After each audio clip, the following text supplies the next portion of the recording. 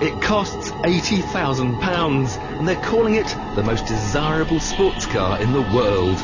It takes 100 craftsmen 180 hours to build a V8 Vantage.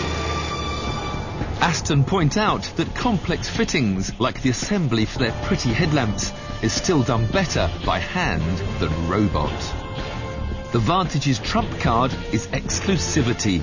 There are plans to build just 3,000 a year. By comparison, Porsche will make 10 times as many 911s. Add in a V8 that produces 380 bhp, which is more than a 911 Carrera S, and you can see why the waiting list is already more than 2 years long.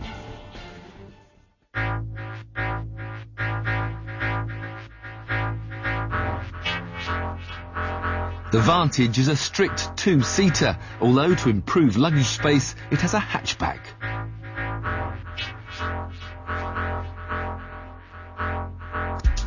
Inside, the stylish design continues, with dials, dashboard and switchgear all borrowed from the more expensive DB9.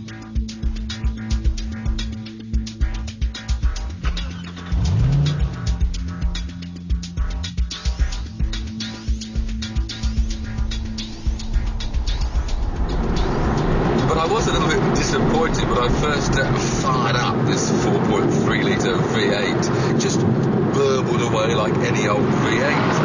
And in fact, even though I'm out on the open road and using some revs, I still can't really hear anything like the sort of crescendo you get from a Ferrari or even a Porsche 911. And you're totally unaware of this wonderful sound, which is apparently following somewhere behind me in my slipstream.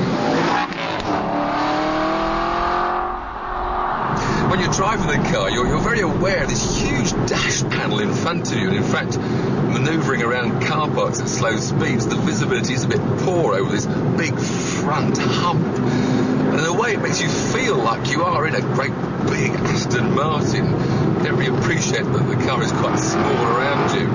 And the steering, the clutch and the gear change are all on the meaty side as well. You certainly feel like you're in a pucker Aston. The best thing about this car is the way it just points. The steering turns, the car turns with you. There's a wonderful symmetry of handling that just gives you so much confidence on the road. And that torquey V8 has that wall of acceleration.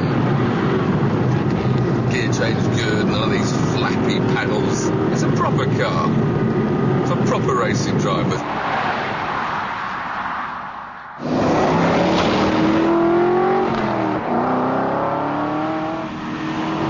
Of course, Aston Martin have done a lot of development of this car on racetracks.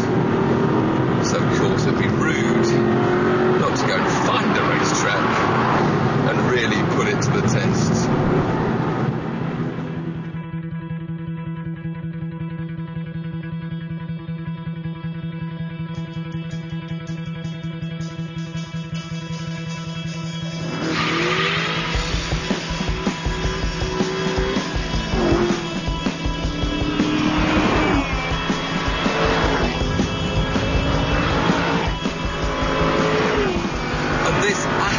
Has surprised me on this racetrack because it's just so neutral and controlled. It finds the apex, it's okay, the front just pushes a bit wide on turn-in because this car is still a heavy car, but it's not dramatic and there's no suddenness. There's little twitches of oversteer, the high-speed stuff, loads. There's just down in this hairpin, second gear, turn, floor, and yes, there's some glorious oversteer, but so beautifully controlled.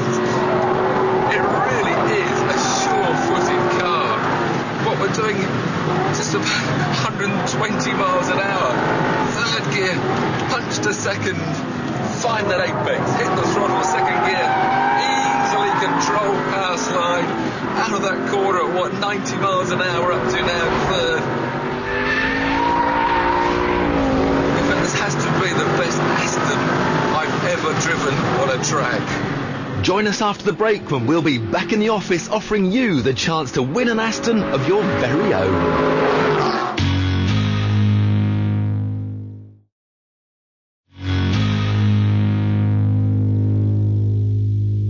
Before the break, we saw Tiff, there he goes, over the glorious swoops at Oulton Park in an Aston Martin V8 Vantage, and he said it was the best Aston he'd ever driven on a track. But that's not saying a lot, is it, Tiffy? Well, no, not when you compare it to the great lumbering V8s of the 70s and 80s, but, you know, when you compare it to a Vanquish, you know, or the DB9, for example, you know, they're both pretty good handling cars, but that new V8 Vantage blows them both away. It's beautiful.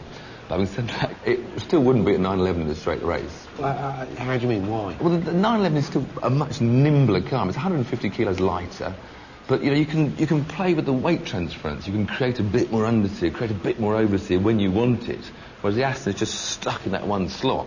Sure, footed, safe, solid, but not nimble. So ultimately, it's still a big old Aston then? Well, yeah, it feels like a big old Aston. Yeah, it's still got that Aston trait. But it doesn't look like a big old Aston, because I think it's the best proportioned and the best looking Aston. Yeah, the looks are what really sell it for me, and the name and the heritage of the car. Which is a bit of a relief, because all those people who've been on a 2-year waiting list haven't put £5,000 down without even seeing the car. I guess they know that, you know, they gambled on the fact that it's going to become a big seller, which it looks like it is, because, you know, our backroom team have found that you can get one in November if you pay 15, maybe even 20 grand over the odds. So there's going to be a big markup on these cars when they first come out.